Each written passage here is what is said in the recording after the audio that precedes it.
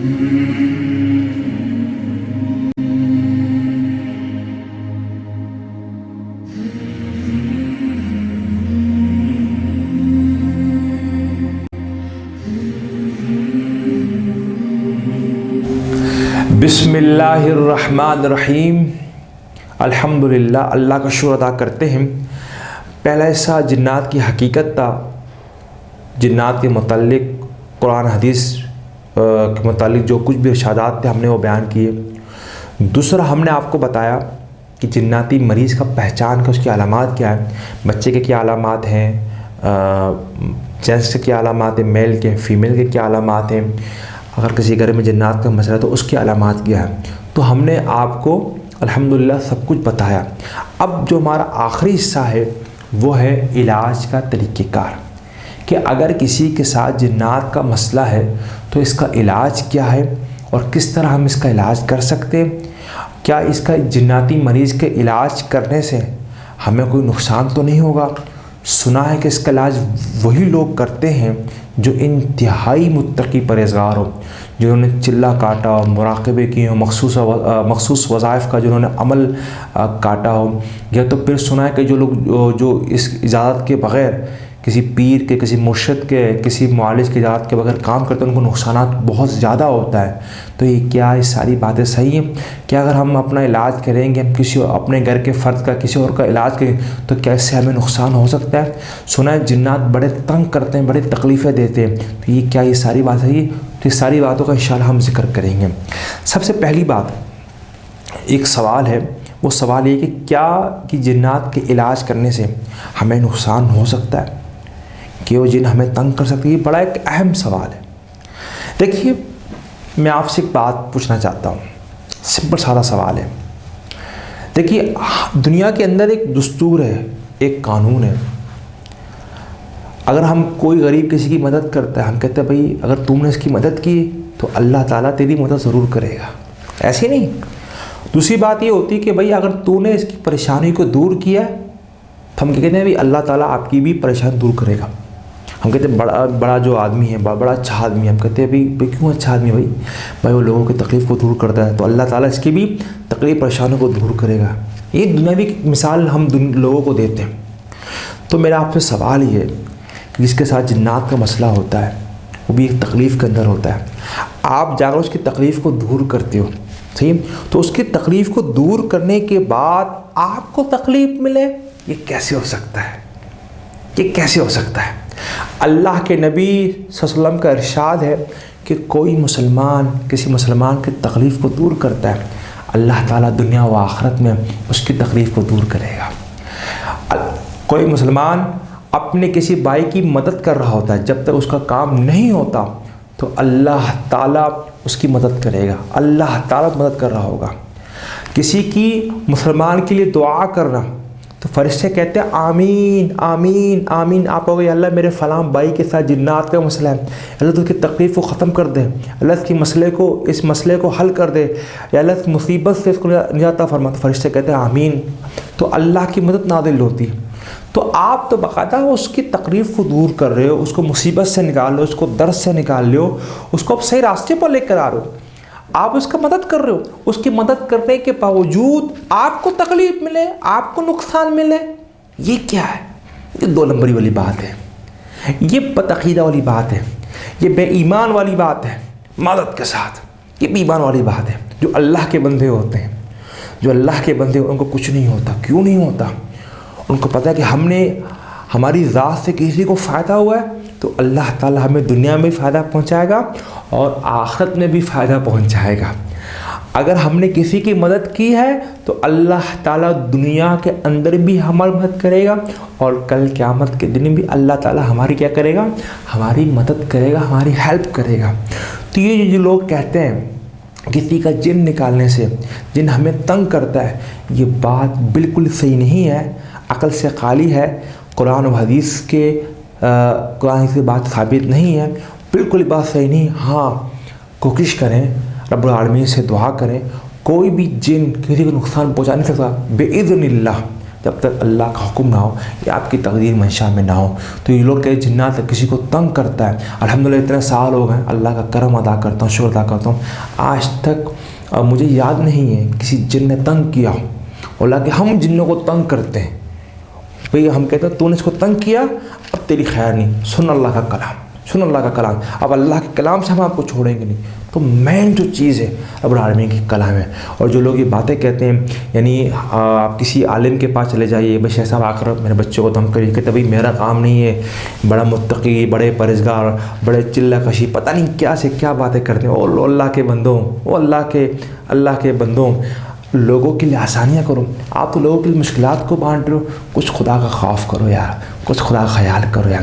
آپ لوگوں کے لیے آسانیاں کرو, نہ کہ مشکلات کو بانٹو. تو یہ کام آپ خود بھی کر سکتے ہو. کس طرح کرنا ہے میں آپ کو بتا رہا ہوں انشاءاللہ. صحیح ہے. نمبر 1, کسی مریض پر جنات کے اثرات ہیں, جو علاماتیں بتائی ہیں وہ علامات اگر کسی میں ہیں تو اس کا مسئلہ کیا ہے, جنات کا مسئلہ ہے, جادو کا نہیں. اوکے. اور جو علاماتیں ہم نے بتائی ہیں وہ ساری کی ساری علامات کہاں ہیں, وہ پاکستانی مریضوں کے اندر آپ کو ملے گی.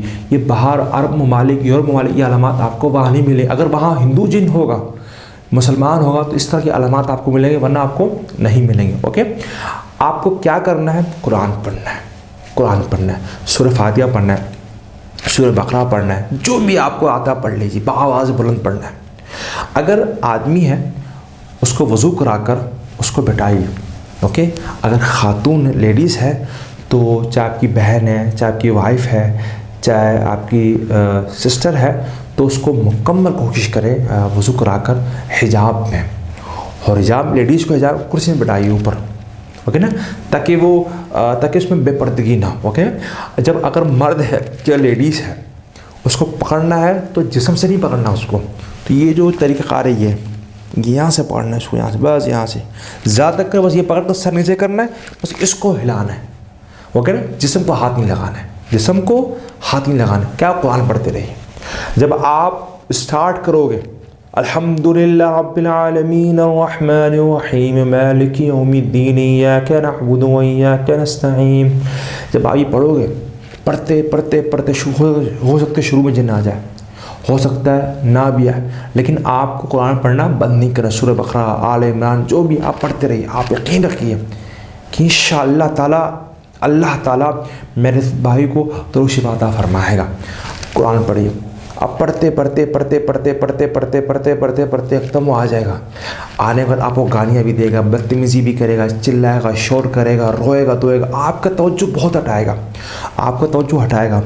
جب آپ قرآن پڑھ رہے ہوں گے تو آپ کا سر, کندھا, جسم بھاری ہو جائے گا, آس پاس گرمی ہو جائے گی, گھٹن ہوگا, آپ کو کھانسی بھی ہو سکتی ہے, لیکن آپ کو توجہ صرف قرآن پر کرنا ہے. وہ آپ کا مذاق اڑائے گا, طنز کرے گا, کہتا ہے پڑھ, کتنا پڑھتا ہے مولوی, پڑھ. بس آپ کو قرآن ہی پڑھنا ہے. بس دماغ اور نیت میں ایک ہی بات کہ مجھے اپنے بھائی کو فائدہ پہنچانا, اللہ کے حکم سے کچھ بھی ہو جائے مجھے اس کو نہیں چھوڑنا ہے, مجھے اس کو نہیں چھوڑنا. وہ پڑھتے پڑھتے پڑھتے وہ جن خود کہے گا آپ سے, وہ جن خود کہے گا آپ سے, وہ جن خود کہے گا کہ میں جا رہا ہوں. وہ جب جاتے وقت اس کو کہو گے اللہ کا واسطہ ہے. کس کا؟ صرف اللہ کا واسطہ ہے, اس کو چھوڑ کر چلے جاؤ. اللہ کا, وہ خود بولے گا, آپ کو بولنے خود بولے, کوئی بات نہیں کرنا ہے. کون ہو بھائی, مسلمان ہو, ہندو, باڑ میں جائے, کچھ بھی ہے بھائی, ہم لوگوں کو کیا کرنا ہے بھائی, مسلمان ہے, کچھ بھی باڑ میں جائے, بس کچچھ بھی نہیں بولنا ہے. وہ خود بولے گا کہ میں جا رہا ہوں, بس کرو, ہاتھ جوڑے گا, روئے گا, آپ کے پاؤں پکڑے گا, اور اللہ کے حکم سے ابھی اسی وقت یہاں سے چلے جاؤ, اور دوبارہ خبردار یہاں پر نہیں آنا, خبردار دوبارہ یہاں پر نہیں آنا. بس یہ بولنا ہے بس, اور اس کے علاوہ کچھ بھی نہیں بولنا ہے. نہ پوچھنا ہے کیا تمہاری عمر ہے, تم کیا کرتے ہو, تمہارا نام کیا ہے, کہاں سے پکڑا ہے, کیا ہوا ہے. یہ ساری بے فضول گفتگو ہے. اس سے وہ آپ کی نفسیات سے کھیلتا ہے, وہ آپ کی کمزوری سے کھیلتا ہے. اگر آپ کے دل دماغ میں کوئی ڈر خوف بیٹھا ہوا ہے تو اس ڈر خوف سے آپ سے کھیلتا ہے. وہ یاد رکھیے, اگر آپ کے دل دماغ میں کوئی بات ہوگی تو آپ کے جو قریب جو ہمسات ہے اس سے پوچھے گا, بتا اس کی کمزوری کیا ہے. تو کوئی دماغ میں ڈر خوف نہیں, صرف ایک ہی بات, آج کو چھوڑنا نہیں. بس وہاں جا کر قرآن پڑھ لیجیے. ہاں خاتون ہے وہاں بڑا احتیاط کی ضرورت ہے, اس کو ہاتھ مت لگائیے. اس کا جو محرم ہے کوکی شیر کو کہیے ہاتھ اس کو بس یہاں سے پکڑنا ہے، جسم میں کسی حصے سے پکڑنا نہیں. اگر بے پردگی ہو رہا ہو تو آپ اس کے اوپر چادر کا، یعنی چادر 5-10 بار چادر اس کو ڈال دیں. حجاب کا، پردے کا خاص خیال کرنے اور خاتون سے بالکل ہی دور رہنا. اوکے نا. تو آپ قرآن پڑھنے کے بعد، قرآن مجید پڑھنے کے بعد پانی کی بوتل منگوا دیجیے اور جو کچھ آپ نے پڑھا اس پر دم کر لیجیے اور اس پانی کو پیے، اس سے نہائے. یہ پانی جب آدھا ہو جائے تو اس کو بھر دیجیے. 1 ہفتے تک یہ پانی کو چلانا ہے، 1 ہفتے پانی کو پینا بھی ہے، اس سے نہانا بھی ہے. بس یہی کرنا ہے اور انشاءاللہ جو مسئلے مسائل اس مریض کے ساتھ یا اس مریضہ کے ساتھ ہے انشاءاللہ تعالیٰ اس سے ختم ہو جائے گا. اچھا ایک سوال اور بھی ہے، بعض لوگ ایسے ہی قرآن پڑھنے بھی نہیں آتا تو کیا کریں بھائی؟ سبحان اللہ، الحمدللہ، اللہ اکبر، سبحان اللہ، الحمدللہ، جو کچھ بھی اللہ کا ذکر آتا ہے، اللہ کا نام تو آتا ہے نا بھائی، اللہ اللہ بول لو، اس سے بھی اس کو تکلیف ہوگا. اب بار بار پڑھتے رہیے، بار بار پڑھتے رہیے، بار بار پڑھتے رہیے، اللہ سبحان اللہ، الحمدللہ، اللہ اکبر، بار بار پڑھتے رہیے. پڑھتے اس سے بھی شر ختم ہو جائے گا. تو یہ تو آپ یہ پڑھ لیجیے، صحیح نا. اگر یہ بھی نہیں ہے تو اللہ کے بندے آج جدید دور ہے، آپ موبائل فون، آپ ٹچ موبائل ہے میں سورہ بقرہ آپ لا دیجیے، تلاوت کو چلنے دیجیے. جب تک تلاوت چلے گا اس کو تکلیف ہوگی. تلاوت کو آواز بلند آپ اس مریضہ کو سنیں بآواز بلند. جب تک اس تلاوت کو بند نہ کرے، جب تک وہ خود نہ کہ میں جا رہا ہوں، جب جابر اللہ کے حکم سے یہاں دوبارہ آنا نہیں. آپ بس یہی کام مستقل مزاجی کے ساتھ کرنا ہے اور دوبارہ یعنی اس کام کو چھوڑنا نہیں ہے. اور آخری بات، ہم اپنے اوپر ایک ڈسکرپٹ میں اوپر لنک ہے جو ہمارے یوٹیوب چینل کا، اس کے اندر رقیہ ہے.